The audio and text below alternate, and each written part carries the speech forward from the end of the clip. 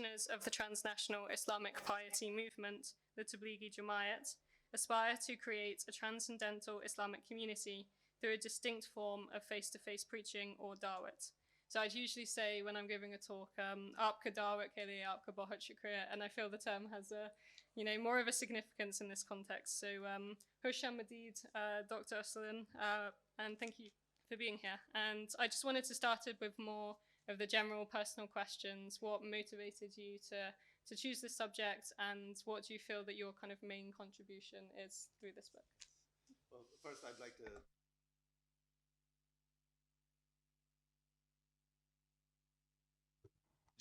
First, I'd like to thank everybody for being here. I'd like to thank the organizers of ThinkFest, Yaqub Bangash in particular, for inviting me. And thanks, of course, to Dr. Mary Hunter for reading the book and engaging the book generously and giving her time. This is a kind of, it goes on, I mean, it should stay at the outset. It's an anthropological analysis. So it's an ethnographic analysis of Dawat and practices of piety. What motivated me to write the book? Well, I think there are a few relevant contexts for me. I grew up mostly in Karachi in the 1990s. Those who know, Karachi was a kind of hotbed of ethnic violence, the rise of the MQM, the tensions between the MQM and the PPP. So I had a very strong inclination to think about context of violence. So when I went to graduate school, I thought I would study ethnic conflict and ethnic violence in that context. And that provides one of the kind of backdrops. I was always interested in the question of Pakistani nationalism and the fragmentation of the Pakistani nation and the sort of tensions that arise on ethnic levels and on sectarian levels. So that was one context growing up, witnessing a lot of violence in Karachi, witnessing a lot of conflict in Karachi. And then the second context, of course, in 2001, I was a college student. I went to the US for college. तो वहाँ पे ज़ाहिर 9/11 हुआ. तो 9/11 हुआ तो Islam, there were lots of conversations about Islam and violence circulating, very reductive conversations. Ke Islam is the source of violence, it's the cause of violence. Of course, Islam is entangled with violence, but anybody who's grown up in a Muslim context knows that that's not the whole story, right? And there's lots of other stories to be told. So I think these are the sort of two motivations, and I thought about, and then of course, all of us, I write about the Tablighi Jamaat as an intimate phenomena. Even those of us who grew up more left-wing or liberal or secular have family who is in the Tablighi Jamaat or family who are oriented towards pietistic practices of this kind. So of course, it's an intimate reality that we have in our own networks, in our own families, khas taur pe if you grew up middle class, Urdu speaking in Karachi or Punjabi, anywhere, really. So this is it's a very pervasive common phenomenon. So I became very interested in the question of why people enter into piety movements. But I also became interested in the question of how Islamic ethics enters into the conversation that I was interested in about violence and about the fragmentation of the nation. So one of the arguments of the book overall is that Tablighis understand Dawat as a means to craft relationships that are moral, that are shaped by Islam, and thus to transcend the violence and fragmentation of life in Pakistan. So that's one of the core kind of themes I explore, and it comes up maybe more. Tablighi Jamaat तो खैर ज़ाहिर है एक transnational movement है और हर जगह है, लेकिन कराची के अंदर क्योंकि वो इतना ज़्यादा कॉन्फ्लिक्ट्स हैं, इतने ज़्यादा जो है इख्तलाफात हैं, कौम की बुनियाद पे और मसलक की बुनियाद पे, तो we look at that, और फ़िरका वारियत भी बहुत है. So we have these tensions of these forms that circulate. So in that context, Tabligis spoke a lot about this conflict between Muslims, and they see Islam as a means to transcend it. As an anthropologist, we're trained to take seriously people's worldview and to analyze that. So I approached that question from that. And I think, talking as someone who's a non-Muslim working in the context of Islamic societies, you have that stereotype where often being a non-Muslim, you're asked, why are you not a Muslim? And there's that subtle, maybe sometimes not so subtle attempt to convert you. And I found it interesting in your book how you have some of maybe a similar interaction in the context of the Tablighi. So you mentioned several times how members of the Tablighi would say, well, in order to truly understand Islam, you need to not necessarily use reason and research, but you have to kind of embrace the embodied practices that they put a lot of emphasis on. So I was wondering, in your experience of being exposed to these practices, did you have a kind of personal reaction to them encouraging you to become a member of the Tablighi Jamaat? And were you kind of convinced by any kind of aspects of their kind of practices or teaching? Oh, that's a great question. So one of the core arguments of the book, I'll just lay out some of the arguments as we go along as well, right, is that in Islamic studies, there's a lot of discourse about Islam being an orthopraxy rather than an orthodoxy. Orthodoxy is about just correct ideas or belief, but orthopraxy is about following the correct practice. तो तबलीग वाले कहते हैं कि दावत जो है आपको सिर्फ करने से समझ आती है, राइट? आपके अंदर जो दावत करने से आपके अंदर ईमान पैदा होता है, right? That's the core understanding कि दूसरों को दावत देने से आपकी अपनी इस्लाह होती है, आपके अंदर अपनी तब्दीली आती है. तो वो कहते हैं कि knowledge is not abstracted reason. Knowledge is embodied reason that only comes from doing, the doing of the thing. Now, obviously, I'm a researcher, so I'm trying to understand this and write a book about it. So there's a built-in tension between me and them. I want to abstract their practice into a text and write it and circulate it. But they say that the only way to really understand this practice is through the doing.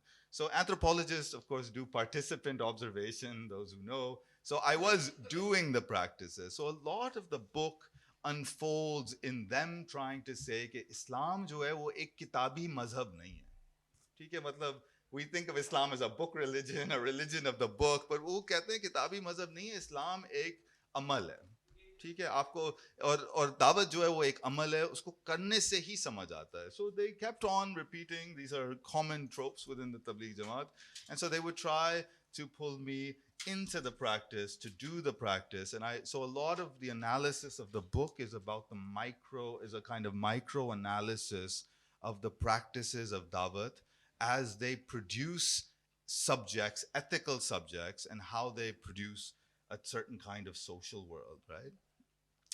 I did find compelling, this is your question, Dr. Anta, is that I did find very compelling the fact that, I mean, अगर आप कराची में अगर बड़े हुए हों तो you've seen कि जो हम क्रिकेट खेलते हुए जो हमारी एक तरह की मर्दानगी है, masculinity है, एक तरह की street masculinity that Oscar Verkaik ने कहा था कि मतलब there's a kind of competitive, aggressive masculinity. वो तो शायद लाहौर में भी है, हर पाकिस्तान में हर इलाके में. So, but Karachi में तो है ही.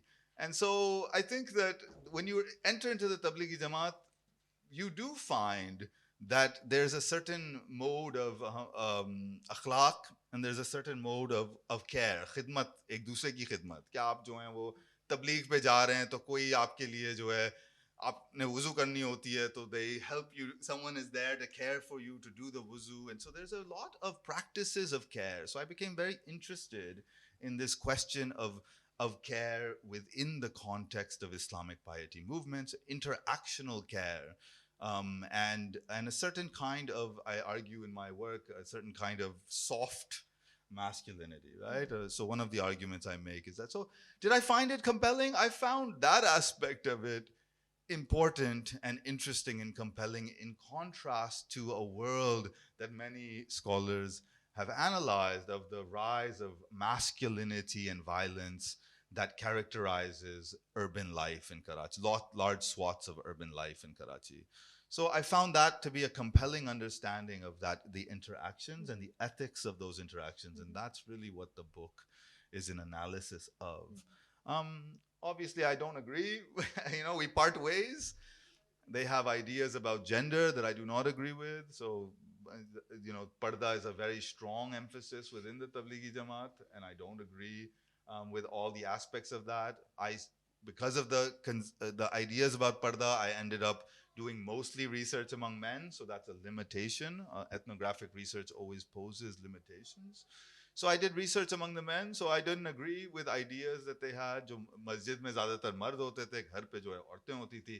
दावत मर्द जो हैं वो मस्जिद में देते थे और मोहल्ले में देते थे, और women did dawat mostly in their homes, and there was a kind of subordination of women in that process. So I didn't agree with all of that, but I found compelling the interactions between men and the kind of adab and ethics and akhlaq that I found within that space.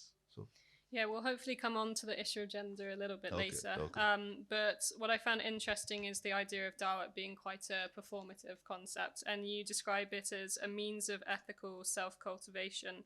And for me, it was performative in the sense that, and ethical because the Tablighi is both trying to maintain their own faith while at the same time is trying to kind of preach and kind of encourage other people to become more kind of living according to their faith.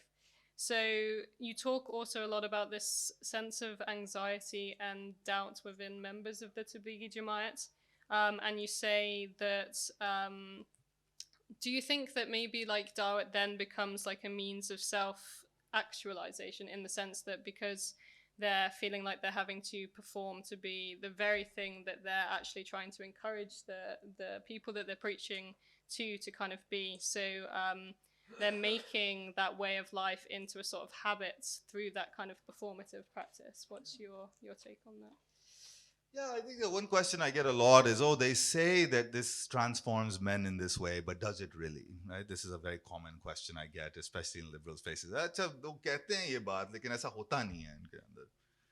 But you know, the thing about performance, and this is true for any kind of performance in anthropology theory, is that when you perform a model, when you say that I am performing this model, जो इस्लाम के अंदर रसूलुल्लाह का model है, right? कि रसूलुल्लाह ने ये करते थे तो हम भी ये करते हैं, right? This idea of doing what the prophet did and doing what the sahaba did.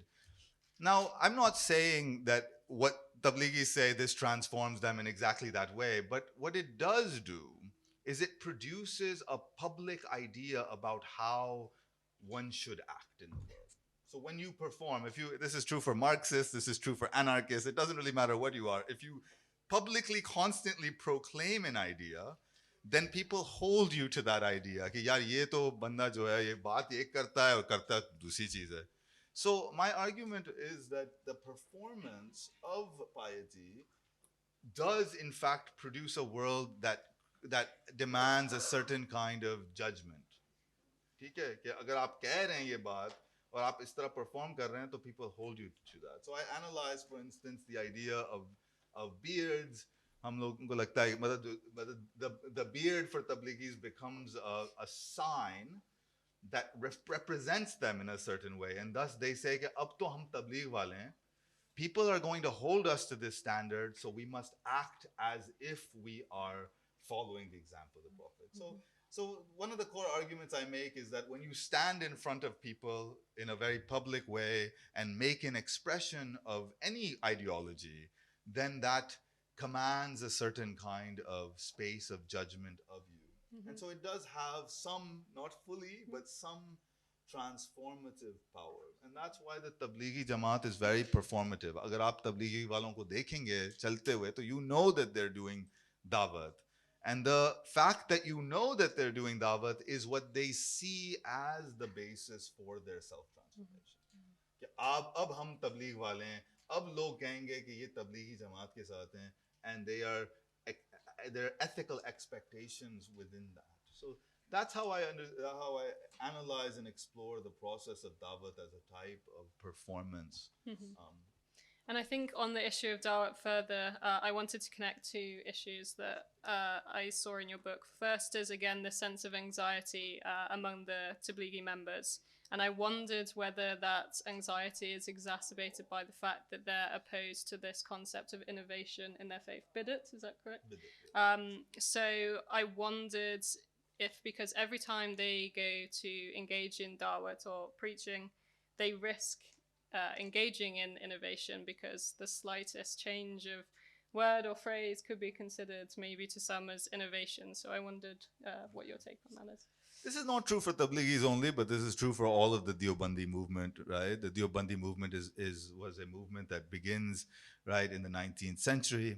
It's concerned principally with the problem of innovation, with biddat, with ideas about the corruption of Islam, right? So in the 19th century, based on a whole bunch of colonial policies that I analyze, we get the rise of movements that aim to purify Islam of practices deemed to be that are not necessarily Hindu, but deemed to be Hindu. So that it's so we can historians call this Islamic Reform, the process of the purification of Islam of things that are deemed to be outside of Islam. So the 19th century movement. Now the Tablighi Jamaat takes that idea from the Deobandi ulama and it materializes it in this practice of preaching. It says that dawat is the means for the spread of Islamic virtue. But the problem, there is a tension that arises because the more you preach, right, and this is a problem that many of the people who are preaching on television have come across, the more you preach, the more likely it is for you to say something that does not abide by the strictures of Islam, right? The more possibilities there are for you to deviate from that very path. I mean, anybody can become a tablighi. I become a tablighi, you become a tablighi. तो क्योंकि वो कोई भी कर सकता है, because anybody can do it, it opens the field of the possibility of many people becoming preachers, right? And so it also opens up the possibility of bid'at and deviation from the path. So the Tablighi Jamaat has to manage this problem, right? The way that the Tablighi Jamaat manages this problem is through another concept that comes from Sufism that we all will recognize, which is the concept of sobat.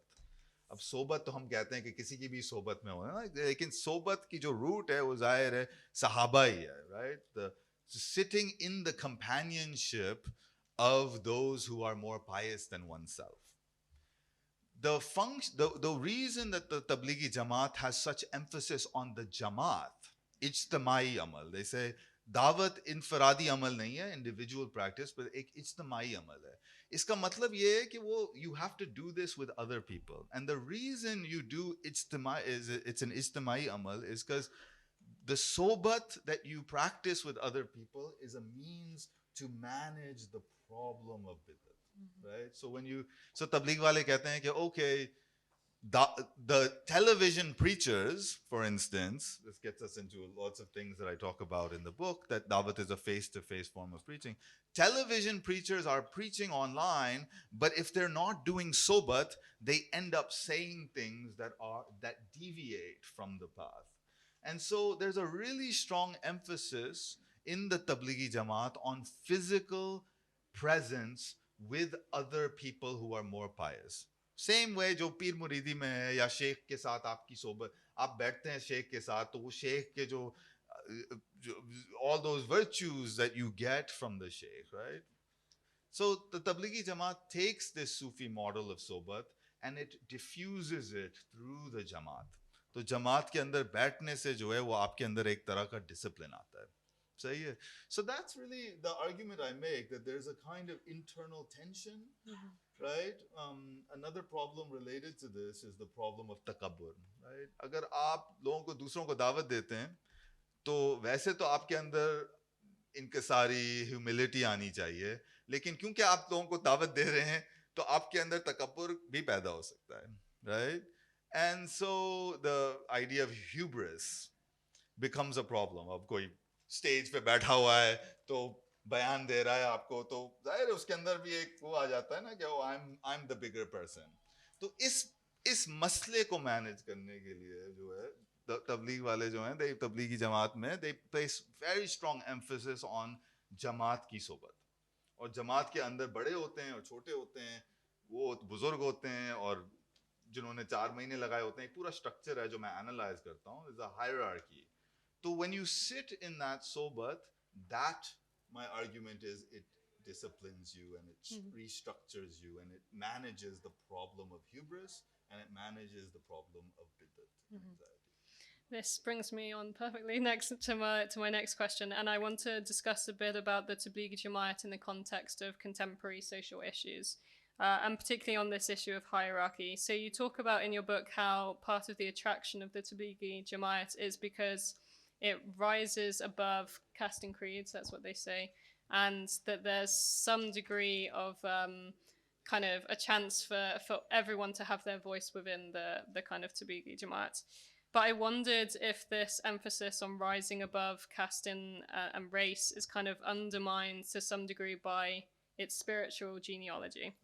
So you say, as in that Dawat is kind of characterized as an activity led by so-called Ashraf Muslims for the benefit of Ajlaf Muslims.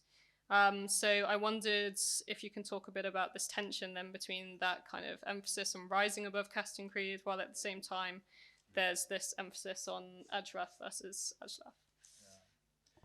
So those who know the history of the 19th century know that these movements arose in the upper castes, right?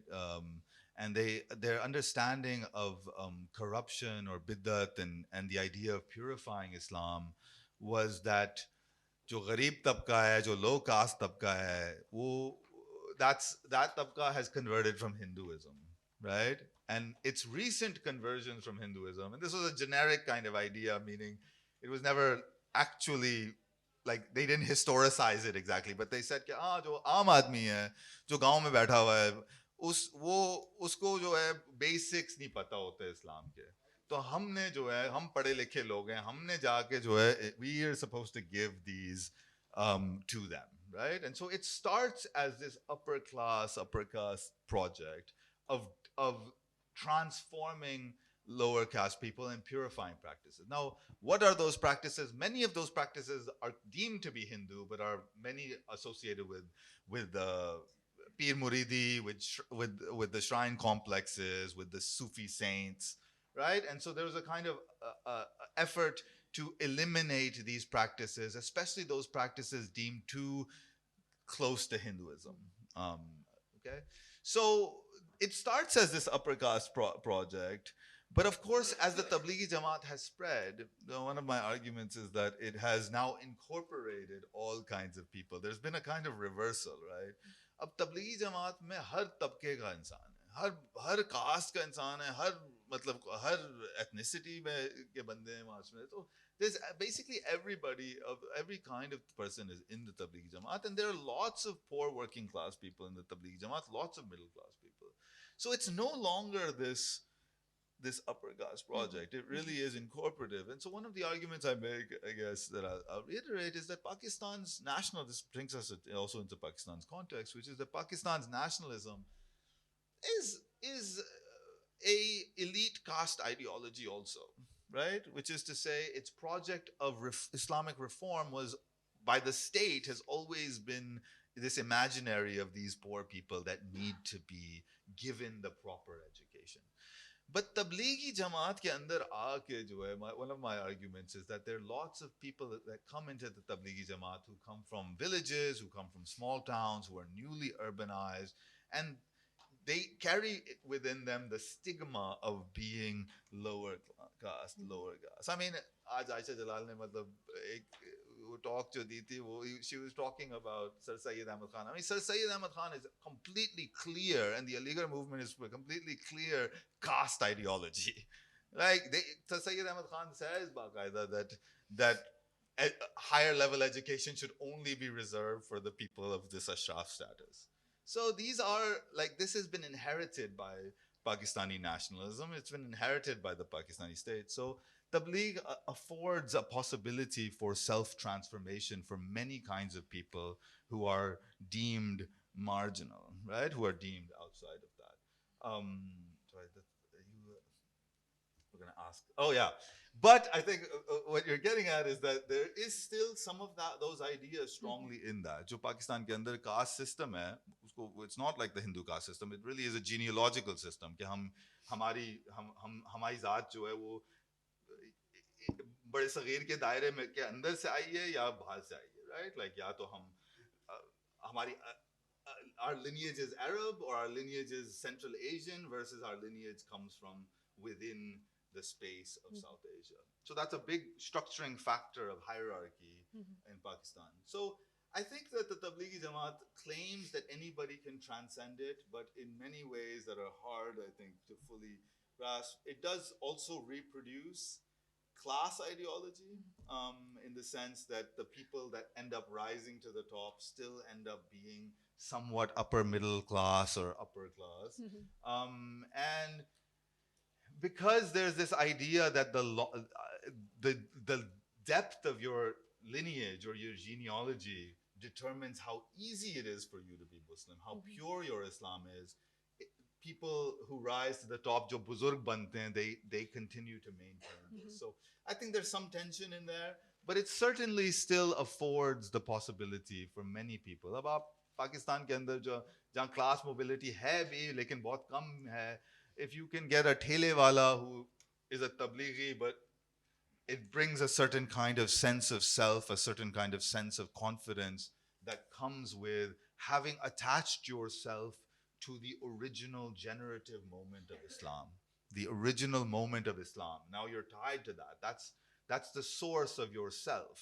So this transforms your relationship. वो बंदा जो है जो एक ठेला चलाता है वो मुझे भी दावत दे सकता है आपको भी दावत दे सकता है उसके अंदर एक तरह की एक agency आ गई है एक तरह की power आ गई है. So I think that the Tablighi Jamaat extends power to groups of people in this somewhat limited way, not class power, but this cultural power, respectability, the power of respectability. So a lot of it is about respectability. Sorry, that's not a full answer to your question, but it's what I can do. No, that's okay. And I also am interested in your take on the issue of gender, as that's an area that you say that you focus on as well. And there is, in a sense, you talk about the place for women within the Tablighi Jamaat, in the sense that they are able to go on Dawah tours, they're able to preach to other women, and their kind of acceptance of the role that their male relatives play within the movement makes it easier for the male relatives in order to like fully engage with the Tablighi Jamaat. If they have a supportive spouse, then they're more able to engage with the community. But at the same time, you talk about the conception of a moral order where it is perceived to be threatened by women's bodies and sexuality, and how, as a result of that, gender segregation is strictly maintained. And you talked about the issue of purdah earlier on. But I wondered if you found that there were kind of aspects of the movement that might actually lend themselves to a feminist reading, perhaps. So you talked about it a bit earlier, and I think you referred to it as pious masculinity. So that's in the sense that Tablighi men will often be involved in roles within their community when women are absent, that are generally and historically being considered roles of women. And you talked about this caring issue. So I wondered if you can speak a bit to that.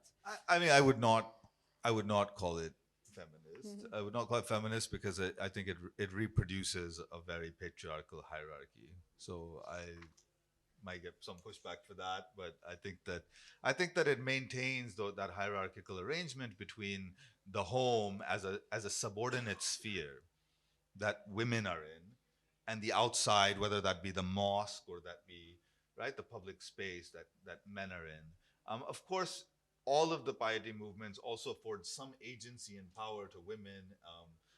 There's no question. There's a lot of literature that's on that. So, but I would not call it a feminist movement. I think it reproduces this gender hierarchy, patriarchal framework, but in doing that, it makes the patriarchy, it shifts the register of patriarchy. So if you ask a lot of women, they say, okay, well, if our men are not in the movement, in the Tablighi movement, then it's not that the patriarchy goes away. They still act like, they still are in positions of power. They just act with less kindness, with less care. And so many women do believe that piety of men is a solution. So my argument is actually that it makes hierarchy, it reproduces patriarchy, but it makes hierarchy more, I say, habitable.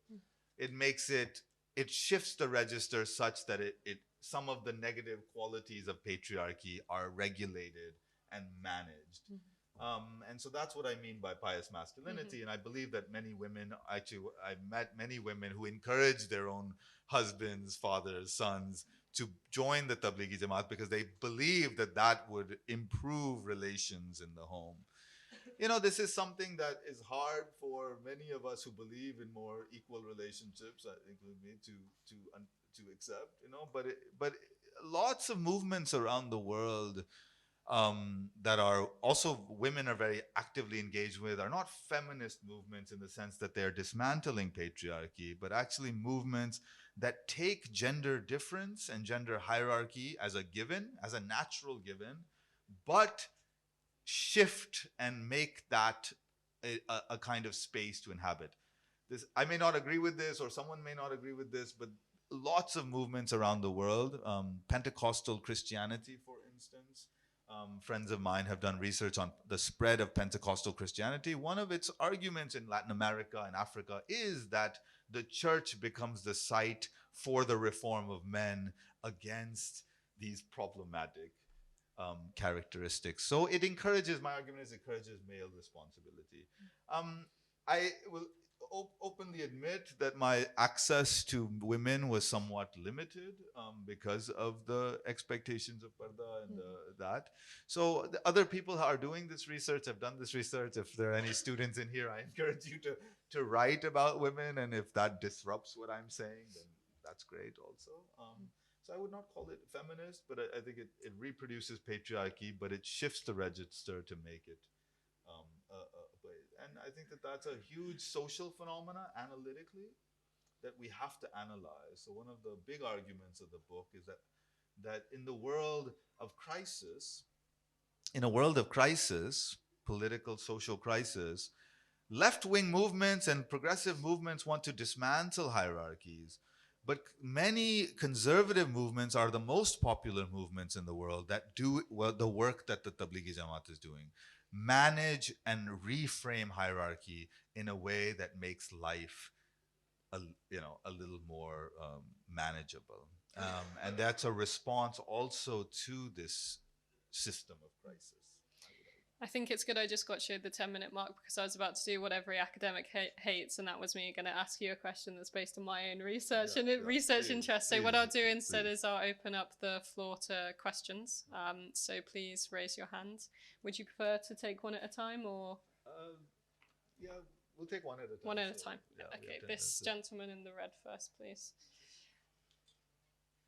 Hello. Just 1 minute, I have a question. Okay, just a second. Just a second, please. That was very authoritarian. So first of all, thank you so much for coming here for a very good topic which we need to be aware of. So my question is that you told everything positively about Jamaats. So first of all, what you will tell about our ulmas? Nowadays, our ulmas are going to dark side, which their propaganda is that everyone should be divided into sects. Every ulma is making their own sects and going into different divided sects like Shia, Sunni. So what should we do? They themselves are promoting sects. So what should we do? I want to make clear that we've only really gotten to like half the book. The last half of the book takes up the political importance of this in the context of Pakistan, where the ulama has been incorporated into the state project, including the sectarian project. So I have a whole chapter on blasphemy politics, the TLP, and the role of the ulama and the way Tablighis respond to that. So I want to make it clear that it's like, even though I'm following that the anthropologists are sympathetic to their object of study. And sympathy has that meaning, not just that you have pity on them, but that you have a connection, right? You had to do research among people. You had to understand their way of thinking. So it is a sympathetic reading.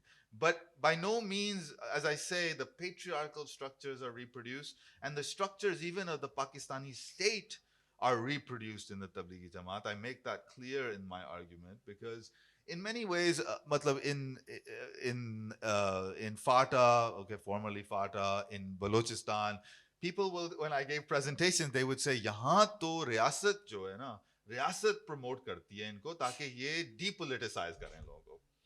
So I addressed that problem, right? That actually this is a mode of thinking that, in a weird way, reproduces the arc and narrative of the Pakistani state as well. And the fact is that Pakistan is a state that has now incorporated in this authoritarian manner all kinds of Islamic laws. So I cannot go through all of it, but if you read the book, you will see that there's a very sensitive treatment of those issues of the way the Pakistani state has promoted authoritarianism. Tabligis draw a boundary, in a sense, between deen and dunya and between dawat and politics.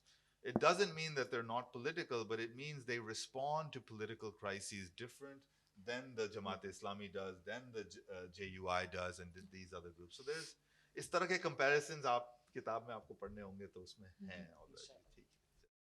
ठीक है. Sir, I have two questions. The first one would be a little bit related to that guy which he asked about the sectarian violence. We are just experiencing from the last 100 days that there is high sectarian violence in the Quran, Yes, which yes. is Fata region. Most of the people may compare it that it's sectarian violence. Some may consider it that it's the best of political instability in that region as well. But on the same side, we see that there are also a lot of Shia people here in Punjab as well as in Sindh. But we don't see such a harsh or like a tussle between these peoples. So why don't we see these things in that specific region? And the second one is that why is tabligh or tablighiyat is considered that it's obligatory for every individual, whether it's male or female, that you should be the part of it and you should indulge in it so that you have some sort of piety. Like one of our colleagues here in Punjab University, I'm student of Punjab University, he has just told that after your graduation, you should be the part of Tablighi Jamaat and you should have chela or 4 months. So, मैं आपका दूसरा सवाल का जवाब देता हूँ मैं पहले तो. So one of the arguments of the book is that this idea that every individual is obligated to do this, right? All Muslims have this duty, right? And this idea that in doing this, all individuals can become tied. मतलब लोग वो कहते हैं ना तबलीग जो है वो अल्लाह से ताल्लुक जोड़ने का रास्ता है, right? एक तरीका है, right? So that idea that all individuals can become transcendent and tied to God directly, this is one of the core elements that arise in modernity, that arise in the 19th century especially. And so Tablighi Jamaat is part of that. And so they say this, that everybody is obligated, but the idea is that it affords you a direct relationship to God, direct, independent of other types of political hierarchies, independent of these things. So that's the way they think about it. So this is why they promote it, because it's part of. So I argue that this is a feature of modernity. A feature of modernity is this idea of a direct relationship to transcendence. Tablighis construct that relationship in one way through dawat. Brailvis construct that relationship in another way. Various types of political movements, populist movements, Tehreek-e-Labbaik, blasphemy politics, all of these things I argue are these competing forms of modernity. Yahan tak ki I would say that liberalism constructs transcendence in a way, and that these are comparable types of competing frameworks. So ये तो मेरा बुनियादी argument है. जहाँ तक आपका वो उस पे सवाल है sectarianism पे, फिरकावारियत पे, I mean I think that's a bigger question. I don't think we really have the time to get into that. वैसे तो कराची के अंदर भी फिरकावारियत बहुत है और उस तरह के 90s के अंदर तो obviously there were all these targeting attacks on Shias, doctors, and so I would say it is a pervasive feature of our society, and it's grown since the Islamization of the state under Zia. It has, of course, a pre-Zia history as well, but the state has produced these effects that are a whole topic of discussion that I think, though we don't have the time to get into. So. But the book does get into the sectarianization of Pakistani politics. So read the book, is what I would say. There's a chapter that looks at state production of this problem. Yeah, sir, my question is, you said that Tablighi Jamaat believes more in action rather than in absorption. So this means that there would be a lot of people who are not trained enough, or who do not have essential knowledge. So don't you feel that there's a greater risk that the extreme ideas can flourish among people like them who do not have the essential knowledge? यार एक तो narrative था खास तौर पे war on terror में narrative था कि इफ यू आर मजहबी राइट द मोर मजहबी you become the more irrational you become and the more likely and prone you are to violence. This is the kind of standard liberal narrative that was circulated in the war on terror, right? Piety or more commitment. So in that context there was said that Tablighi Jamaat is like a stepping stone to radicalism, right? I found in my own research that actually radicalization, militant forms were things that Tablighis themselves were deeply concerned about. So the book is a meditation or a conversation on how Tablighis think about the problem of violence in modern Pakistani life, how they think about the problem of sectarianism, how they think about these problems.